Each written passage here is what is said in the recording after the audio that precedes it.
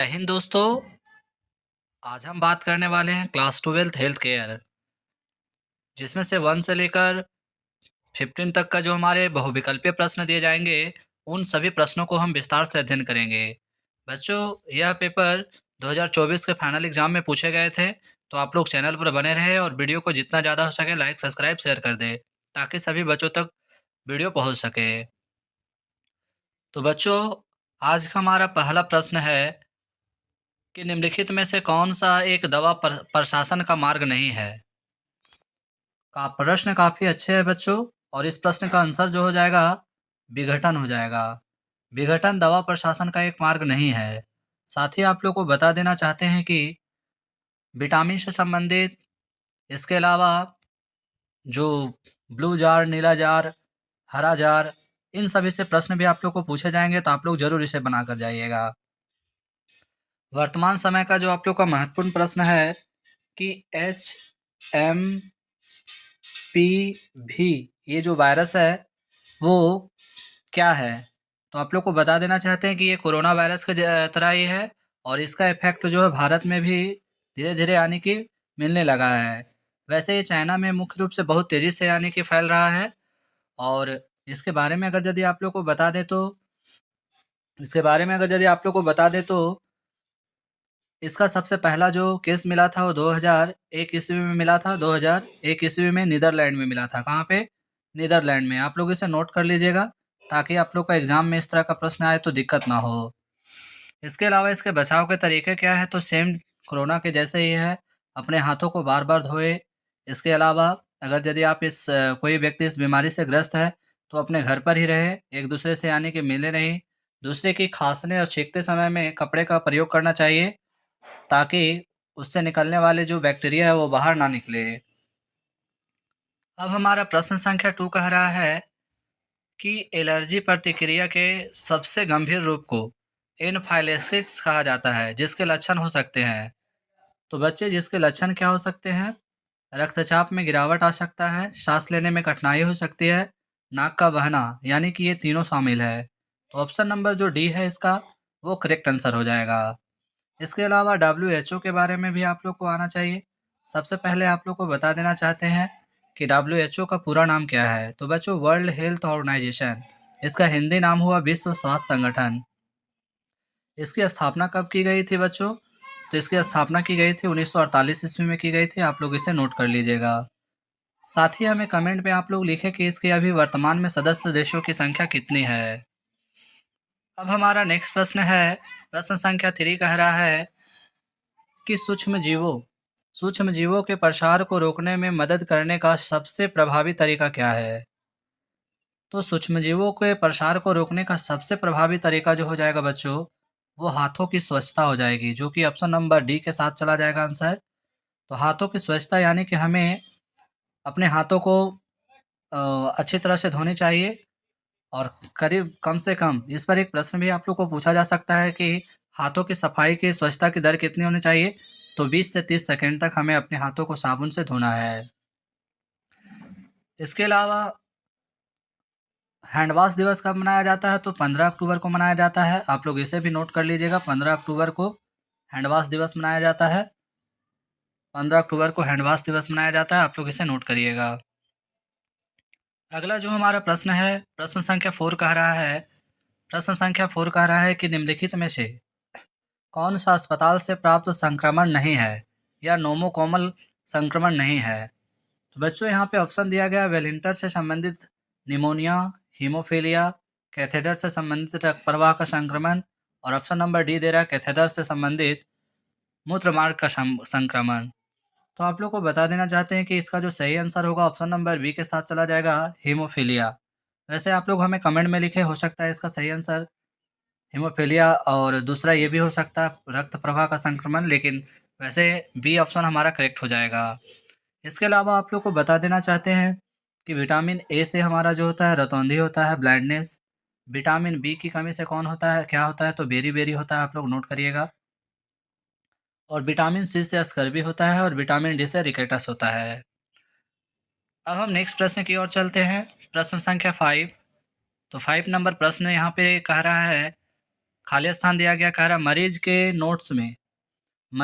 Notes में लिख सकता है। ऑप्शन दिया गया है सभी प्रासंगिक पेशेवर और मरीज, चिकित्सा एवं नर्सिंग स्टाफ। ऑप्शन सी कह रहा है मेडिकल नर्सिंग और अन्य स्वास्थ्य और सामाजिक देखभाल पेशेवर। तो सबसे best answer option number C है, यानी कि एक मरीज के नोट्स में क्या होना चाहिए, मेडिकल नर्सिंग और अन्य स्वास्थ्य और सामाजिक देखभाल से संबंधित रिपोर्ट होनी चाहिए। इसके अलावा अगर आप लोग से पूछा जाए कि दूषित जल पीने से कौन सी बीमारी होती है, तो हैजा और टाइफाइड होती है। दूषित जल से कौन सी बीमारी होती है, तो हैजा और टाइफाइड आप लोग नोट कर लीजिएगा। वायरस से फैलने वाली बीमारी कौन सा है, तो कोरोना हो जाएगा। HMPV वायरस भी हो जाएगा। इसके अलावा प्रश्न संख्या 6 हमारा कह रहा है कि मेडिकल रिकॉर्ड खाली स्थान दिया गया है के लिए महत्वपूर्ण है। मेडिकल रिकॉर्ड के लिए क्या महत्वपूर्ण है, तो वे चिकित्सा देखभाल के लिए सूचना प्रदान करते हैं। जी बिल्कुल करते हैं। कानूनी सुरक्षा प्रदान करते हैं। जी हाँ करते हैं। शोध पत्र, ये भी सही। तो इस प्रश्न का जो हमारा सही आंसर होगा बच्चों, वो ऑप्शन नंबर डी के साथ चला जाएगा, इनमें से सभी। साथ ही आप लोग को बता देना चाहते हैं कि बीसीजी का टीका किस बीमारी में दिया जाता है बच्चों, तो तापेदिक बीमारी में दिया जाता है। ये तापेदिक क्या है, तो टीबी से ग्रस्त, जो व्यक्ति टीबी से ग्रसित होते हैं उसे बीसीजी का टीका दिया जाता है। वीडियो अच्छा लगा तो लाइक सब्सक्राइब जरूर करें। प्रश्न संख्या 9 कह रहा है कि पल्स पोलियो प्रतिरक्षण कवर करता है। तो बच्चों पल्स पोलियो जो प्रतिरक्षण है वो 0 से 5 वर्ष के बच्चों को कवर करता है, जो कि ऑप्शन नंबर ए में दिया गया है। तो ऑप्शन नंबर ए इसका करेक्ट आंसर होगा। साथ ही टीके की खोज किसने की थी, तो एडवर्ड जेनर के द्वारा किया गया था। एडवर्ड जेनर के द्वारा किया गया था, आप लोग इसे नोट कर लीजिएगा। इसके अलावा बता दें कि भारत में पल्स पोलियो की शुरुआत कब हुई, तो 1995 ईस्वी में भारत में पल्स पोलियो की शुरुआत की गई थी। नेक्स्ट प्रश्न कह रहा है, प्रश्न संख्या 10 है कि आपके जन्म के समय निम्नलिखित में से कौन सी प्रतिरक्षा मौजूद होती है।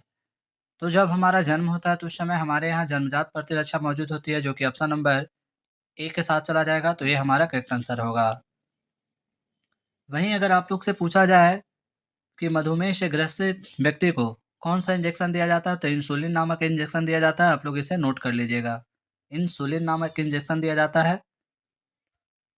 अगला प्रश्न कह रहा है, प्रश्न संख्या 11 कि ब्रोकोडायलेटर्स का उपयोग किया जाता है। तो ब्रोकोडायलेटर्स का जो उपयोग किया जाता है बच्चों, वो स्वास्थ्य संबंधी समस्याओं को दूर करने के लिए किया जाता है। तो यहाँ पे अस्थमा भी दिया गया है, ब्रोंकी के चोट में, COPD के उपयोग में।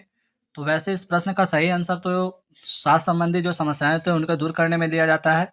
ऑप्शन नंबर डी के साथ चलते हैं, लेकिन आप लोग हमें कमेंट में बताइए अगर इस प्रश्न का आंसर क्या होने वाला है।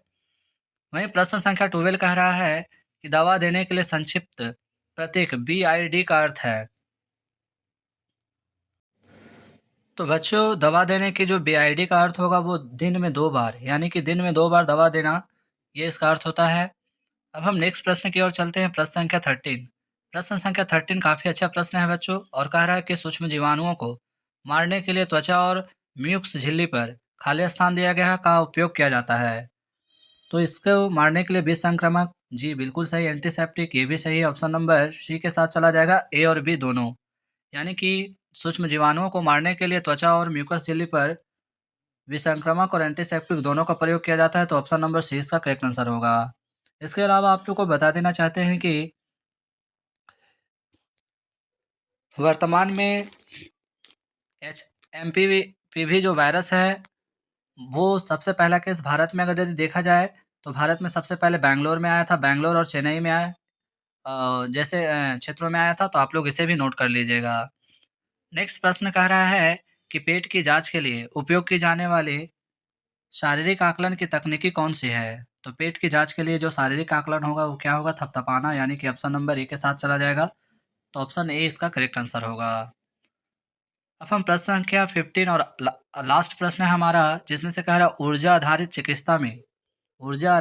चिकित्सा में शामिल है। तो बच्चों ऊर्जा आधारित चिकित्सा में शामिल होगा TENS, ये भी होगा, अल्ट्रासाउंड भी हमारा है, और लेजर उपचार है।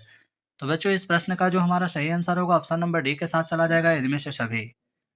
इसके अलावा सब्जेक्टिव प्रश्न भी आप लोग को पूछे जाएंगे, जैसे फिजियोथेरेपी क्या है, अस्पताल में अपशिष्ट का निपटार किस प्रकार से किया जाता है। इसके अलावा आप लोग से आ, अपशिष्ट प्रबंधन के बारे में भी पूछा जा सकता है। अस्पतालीय विभाग में ब्लू जार, नीला जार, इन सभी में किस प्रकार के कचरे का निपटान किया जाता है, ये भी प्रश्न फाइनल में पूछे जाएंगे। तो नेक्स्ट वीडियो में हम सब्जेक्टिव टाइप प्रश्नों को फिर से लेकर आएंगे। धन्यवाद।